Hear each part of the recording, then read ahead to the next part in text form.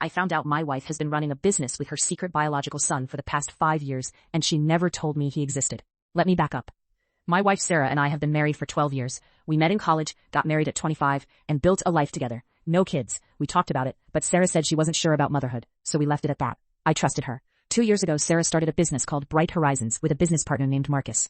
I knew about the business. I knew Marcus came over for meetings. I knew they traveled together for conferences. What I didn't know was that Marcus was her son. I found out by accident.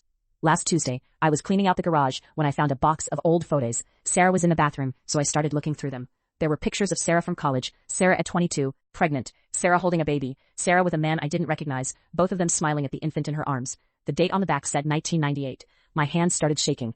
I heard the bathroom door open. Sarah came out and saw me standing there with the photos. Her face went white.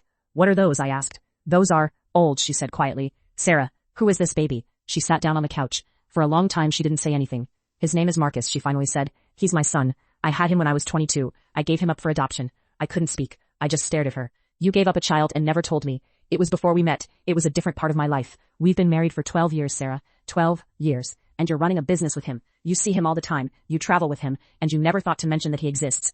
"I didn't know how to tell you," she said. And then it became harder the longer I didn't say anything. "Harder for you?" "Yes." I stood up. "When did you reconnect with him?" "About 7 years ago. He found me on social media. He wanted to meet." "And you just decided to start a business with him?" "We became close. He's my son. I wanted to be part of his life." "You wanted to be part of his life, but you didn't want to be honest with your husband about your own son?"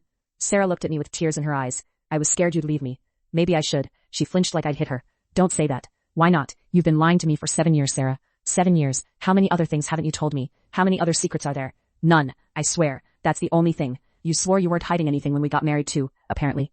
My phone buzzed. A text from an unknown number. I opened it. It was a photo of Sarah and a man I recognized as Marcus, taken yesterday at a coffee shop.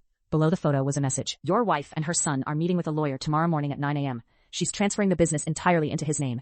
You need to know what she's doing."